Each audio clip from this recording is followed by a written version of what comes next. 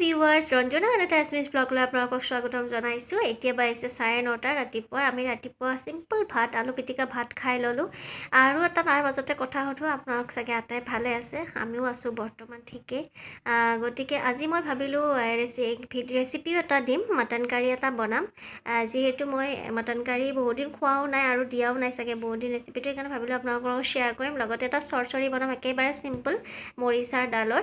গতিকে তাকে ভাবিলোঁ আপোনালোকক দেখুৱাম কাৰণে ভিডিঅ'টো ৰাতিপুৱাৰ পৰা আৰম্ভ কৰিলোঁ। আজি যিহেতু ছানডে হয়, এওঁ যিহেতু ঘৰতে আছে, একদম স্পেচিয়েল বুলি একো নাই বিশেষ, সেয়ে আৰু কাৰী আৰু চৰচৰি বনাম। আপোনালোকে ভিডিঅ'টো শেষলৈকে চাব আৰু যদি ভাল পায় লাইক শ্বেয়াৰ ছাবস্ক্ৰাইব কৰিব আমাৰ চেনেলটো। তেতিয়াহ'লে বলক ভিডিঅ'টো এতিয়াৰ পৰা আৰম্ভ কৰোঁ। আৰু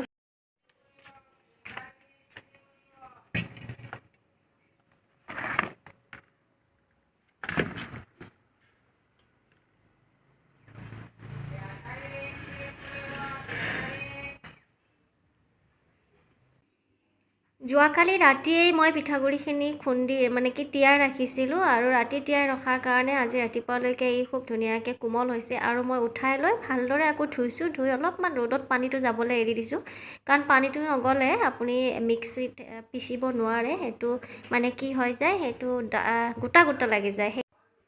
মোৰ মচন্দৰীডাল বহুত জোপোহা হৈ গৈছিল, কিয় কাৰণে জানো, মৰি থাকিল। আৰু বৰষুণ দিয়া নাই কাৰণে নেকি, পানী চানী ভালকৈ পৰা নাই। মইতো সদায় অলপ অলপ পানী দিওঁ, কিন্তু পটককৈ শুকাই যায়।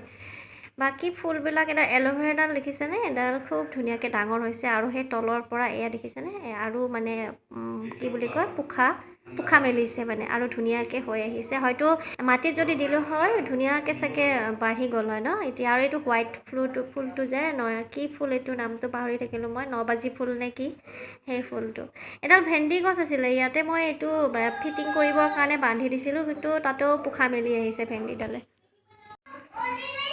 আমাৰ টিকলি এনেকৈ ব্যস্ত থাকে, এই জোলনাখনত মোবাইলটো ল'ব আৰু এনেকৈ ব্যস্ত থাকে আৰু উপায়ো নাই, ক'ত পঠাই দিম অকলে অকলে, ক'তো যাবলগীয়া ঠাই নাই, সেইকাৰণে অকণমান এনেই এনজয় কৰক এনেকৈ।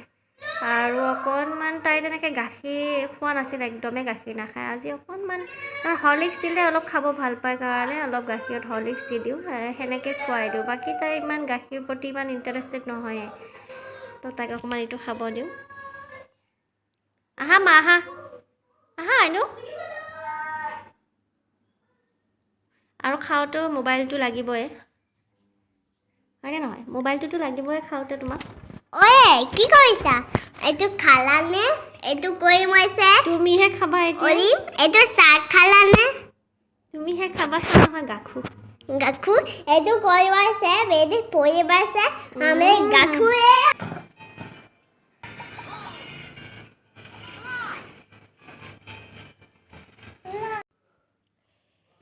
চাউলখিনিৰ পৰা পানীখিনি নোহোৱা হৈছে, দেখিছেনে, এয়া এটা এটা হৈ গৈছে, শুকাই গৈছে। এতিয়া মই এইখিনি মিক্সিত দি দিছোঁ, কমকৈ দি ল'ম। আৰু মই এইটো ডাঙৰ মিক্সিটো ব্যৱহাৰ কৰিছোঁ, যিহেতু সৰুটো অলপ বহুত সময় লাগিব, সেইকাৰণে ডাঙৰটোতে কৰিছোঁ। এইখিনি এতিয়া মই গ্ৰাইণ্ড কৰি ল'ম। এনেকৈয়ে মই পিঠাগুড়িটো খুন্দোঁ আচলতে, আগে পিছেও মই যেতিয়া পিঠাগুড়ি খুন্দোঁ, পিঠা বনাওঁ, এনেকৈয়ে খুন্দি লওঁ। তো এইখিনি মই অকণমান এখন চালনীখনত এনেকৈ চালি ল'ম। আৰু ইয়াৰ পিঠাটো মই আজি অৱশ্যে বনোৱা নাই, আপোনালোকক কেতিয়াবা বনাই দেখুৱাম বাৰু পিঠাটো। আজি মই পিঠাটো বনোৱা নহ'ল। এনেকৈ খুন্দি কেনে মই ৰাখি থৈ দিওঁ, অকণমান ৰ'দত দিম, খুন্দা হ'লে ৰ'দত দি কেনে শুকাই মেলি ফ্ৰিজত ভৰাই থৈ দিওঁ, টেমা এটাত ভৰাই কেনে। কেতিয়াবা যেতিয়াই আলহী আহিলেও মেনেজ কৰোঁ, আৰু নিজৰো কেতিয়াবা খাব মন যায়, সেনেকৈ মই খুন্দি কেনে ৰেডি কৰি ৰাখোঁ।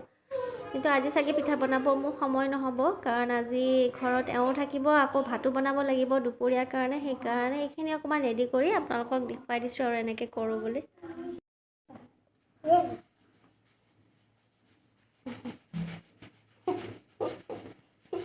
কি কৰিছে?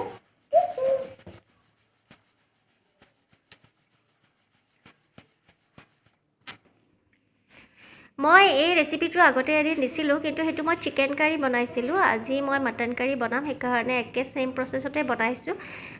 আদাখিনি মই বেছি পুৰি নলওঁ। ইফালে পিঁয়াজ আৰু এটা নহৰু মই পুৰি ৰাখিছোঁ। পিঁয়াজটো মই বাকলিৰে, নহৰু আৰু পিঁয়াজ চাফা কৰি লৈছোঁ, লৈ বাকলিৰে পুৰিছোঁ। আৰু বাকলিটো আপোনালোকে পুৰি ল'ব ভালদৰে। মোৰ পিছফালৰ ছাইডটোত অকণমান বাকী থাকিল পুৰা যাবলৈ, আৰু নহৰুটো এনেকৈ পুৰি ল'ব। আদাটো বেছি নপুৰিব, আদা বেছি পুৰা গ'লে তিতা তিতা ভাৱ এটা আহে যে, সেইকাৰণে। আৰু ইফালে বিলাহীটো মই পুৰি ল'ম, আৰু জলকীয়া কেইটামান পুৰি ল'ম। জলকীয়া আপোনালোকৰ নিজৰ মতে দি দিব। মই 3টা জলকীয়া এনেকৈ পুৰি লৈ গোটেইখিনি মই গ্ৰাইণ্ড কৰি ল'ম। এতিয়া ইয়াতে মই অকণমান তেল দিম। তেল মই খুব কমকৈ দিম, কাৰণ যিহেতু মই দৈ ব্যৱহাৰ কৰিম। দৈ দিম কাৰণে দৈ পৰাটো তেল নিগৰে ন, লাষ্টৰ ফালে তেল ওলাব, সেইকাৰণে গোটেইখিনি মই গ্ৰাইণ্ড কৰি ল'ম। ছাগলী মাংস মোৰ আছে ইয়াতে আধা কিলো, গতিকে আধা কিলো মাংস মই এইখিনি ভালদৰে মেৰিনেট কৰি ল'ম। আৰু মেৰিনেট কৰোঁতে এইটো মই মিক্সিত গ্ৰাইণ্ড কৰি লৈছোঁ, এনেকৈ মিহি কৰি ল'ব। মোৰ খুব ধুনীয়াকৈ মিহি হৈছে, আৰু মই হাতেৰে মানে মিলাই ল'ম মেৰিনেটখিনি, নহ'লে মেৰিনেশ্যনটো ভাল নহ'লে ভাল নালাগে। আৰু মেৰিনেশ্যন কৰি ল'লে বেলেগ কথা একো নাই, মছলাখিনি ভালদৰে সোমাই যায়, বাকী সেইকাৰণে ভাল লাগে। আৰু সৰু চামুচ এখনেৰে মই বাকী মছলাবিলাক দিওঁ। এয়া দি দিছোঁ মই ধনিয়া মই এইখন চামুচেৰে 2 চামুচ, মানে সৰু সৰু যিহেতু এচামুচ বুলি ধৰি ল'ব পাৰে আপোনালোকে, চাহৰ স্পুনখনেৰে দিব, এচামুচ দিব। জিৰা দিছোঁ মই এচামুচ, আৰু একেলগে দি দিম হালধিও আপোনালোকৰ প্ৰয়োজন মতে দি ল'ব, কিমানখিনি হালধি লাগে। মই চামুচখনেৰে 3 চামুচ দিছোঁ, যিহেতু কালাৰ লাগিব সেইকাৰণে। আৰু দি দিম মই ইয়াত একেলগে এই কাশ্মীৰী ৰেড চিলিটো, এইটো মই পেকেটেৰে দি দিছোঁ। গোটেইখিনি নিদিওঁ, অলপমান উলিয়াই লৈ দি দিম। এতিয়া মই ইয়াতে অকণমান দৈ ব্যৱহাৰ কৰিম।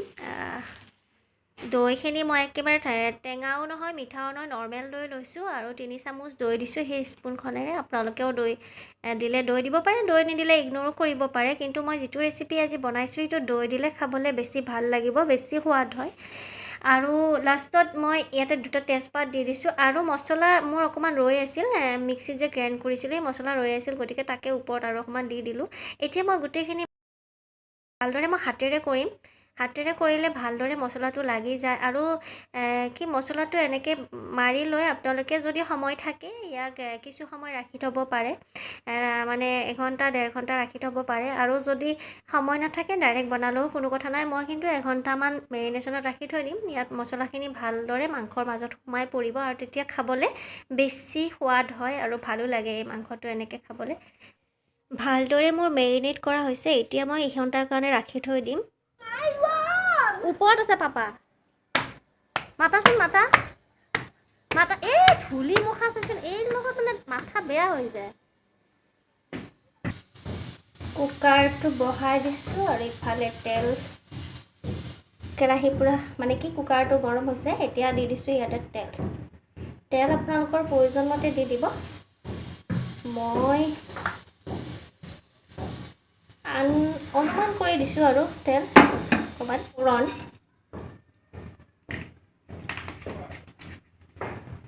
আপোনালোকে যদি ফুৰণ ভাল নাপায় নিদিলেও কোনো কথা নাই, এভইড কৰিব পাৰে, কালজিৰাও দিব পাৰে। মই ফুৰণৰ গোন্ধটো ভাল পাওঁ, আৰু গোটেই চব মিক্স থাকে কাৰণে সেইটো একেলগে দি দিওঁ। আৰু দি দিছোঁ মই চেনি, এচামুচ সৰু চামুচেৰে চেনি দি দিছোঁ। চেনি দিলে কালাৰটো ভাল আহে, সেইকাৰণে।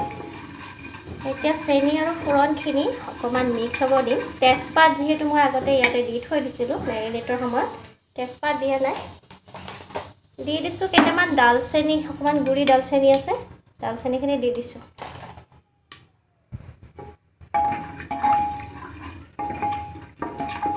চফা কৰি ল'ব, লৈ দি দিছোঁ। নহৰু দিলে মানে নহৰুটো খাব ভাল লাগে ছাগলী মাংসত, আৰু বিশেষকৈ মই বৰ খাব ভাল পাওঁ, সেইকাৰণে দি দিওঁ। মই প্ৰায়ে দিয়া যায়। এতিয়া মই ইয়াতে মাংসখিনি দি দিছোঁ। মাংসটো দিয়াৰ লগতে অকণমান মই গেছটো কমাই লৈছোঁ, আৰু মাংসখিনি মই দি দিছোঁ।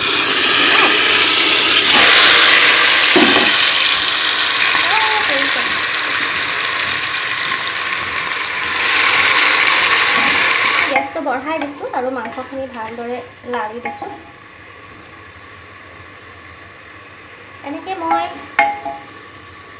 ঢাকোনখন দি দিম কুকাৰত, দি মই মোটামুটি 5 মিনিটমান ঢাকি ৰাখিম। এতিয়া মই মাংসখিনি নিমখ দি দিছোঁ। নিমখ আপোনালোকৰ প্ৰয়োজন মতে দি দিব। মোৰ এইখনে চামুচ ইউজ কৰোঁ, মই অকণমান অনুমান কৰি মই নিমখ দি দিছোঁ। পিছত যদি প্ৰয়োজন হয় অকণমান এড কৰিম বাৰু, কিন্তু প্ৰথমতে মই এই চামুচখনেৰে এনেকৈ কম কমকৈ 4বাৰ দি দিছোঁ নিমখ। এটা আইডিয়া কৰি অনুমান কৰি আপোনালোকেও মাংসত নিমখটো দি দিব, কাৰণ সেইটো ডিপেণ্ড কৰে মাংসৰ ওপৰত। এখন হাতেৰে ভিডিঅ' কৰিলে বৰ দিগদাৰ হৈ যায়, লাৰিব। ছাগলী মাংসত আলু দিলে খাব ভাল লাগে। চিকেনততো মই তেনেকৈ আলু নিদিওঁৱেই, ব্যৱহাৰ নকৰোঁ, খুব কমেই কৰোঁ। কিন্তু ছাগলী মাংস খালে মই 1 পিচ বা 2 পিচ হ'লেও আলু দিওঁ, কাৰণ মোৰ ভাল লাগে ছাগলী মাংসত আলু খাবলৈ। এতিয়া আকৌ 5 মিনিটমানৰ কাৰণে মই ঢাকি ৰাখিম। এইফালে মৰিচাৰ ডাল এডালে মৰিচা আমাৰ তাত হৈছিলে, তো এডালৰ মই চৰচৰি বনাম। কোমলে আছে মৰিচাডাল, একদম চিম্পুলকৈ চৰচৰি এটা বনাই দিম। 5 মিনিটমান তিয়াই ৰাখিম। আৰু এয়া যে আমাৰ ঘৰত জপোৱা জলকীয়া, ধুনীয়া ন? সেইকেইটাও ইয়াতে দি দিছোঁ, 2টা একেলগে পিচি দিম আৰু চববিলাক। আৰু ইফালে ৰাখিছোঁ মই অকণমান কলাৰ দাইল পিচিবলৈ, এটা নহৰু আৰু এটা জলকীয়া দিম, হৈ যাব।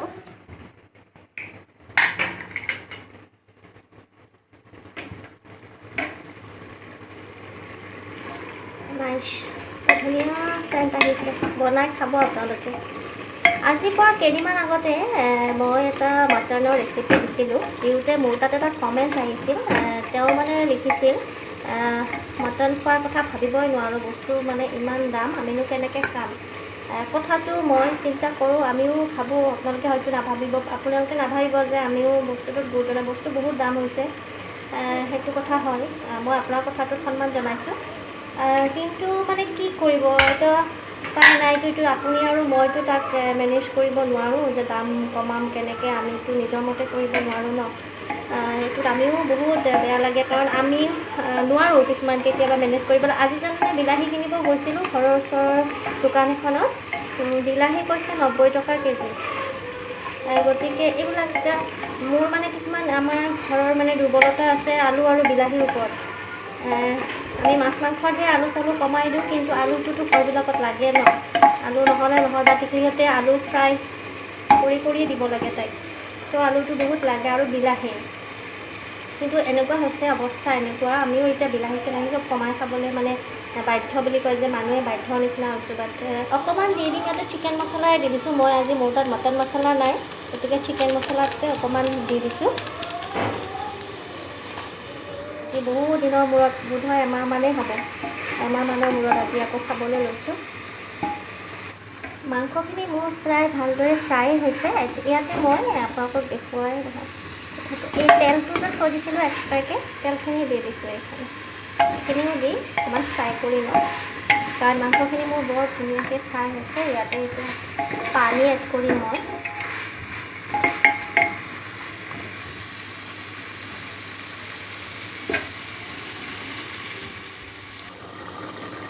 অকণমান পানী দি মই মাংসখিনি অকণমান ভালদৰে অকণমান আগতে সিজাই ল'ব খুজিছিলোঁ, আৰু সেইকাৰণে অকণমান পানী দিছোঁ। দি এইখিনি কিছু সময় আৰু অকণমান সিজিব দিম।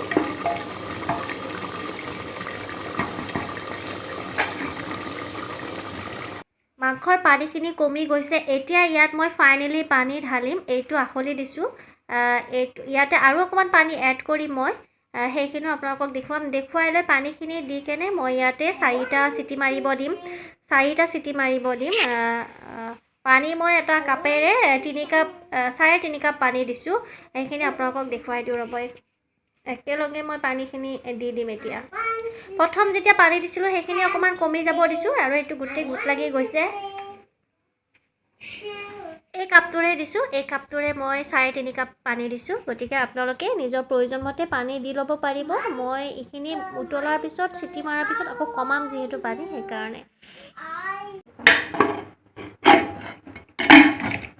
দি দিম। এতিয়া মই ইয়াতে 3টা চিটি মাৰিব দিম।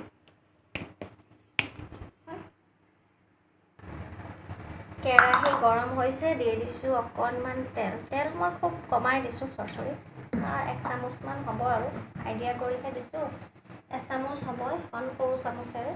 আৰু এইখিনি মই বনাম, যিহেতু চৰচৰিৰ কাৰণে এইখিনিও বহুত নহ'লগৈ মই হৈ যাব আৰু অলপ চলপকৈ এটা শ্বেপত কাটি লৈছোঁ এনেকৈ এটা শ্বেপত কাটি লৈছোঁ আৰু যদি বেছি মোটা হয় ডাঙৰ হয় দুটা ফাল কৰি দিব মই এনেকৈ ফালি লৈছোঁ আমি এটা অকণমান ক'লা সৰিয়হখিনি অকণমান ফুটাই ল'ম সৰিয়হখিনি ফুটোতে ইয়াতে দিছোঁ মই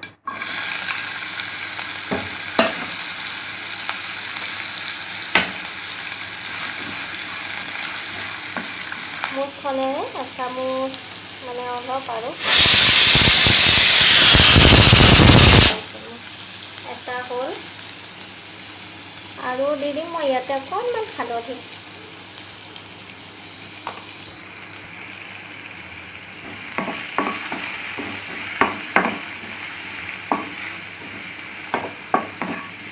পিছিছিলোঁ যে সেইখিনিকে দি দিম মই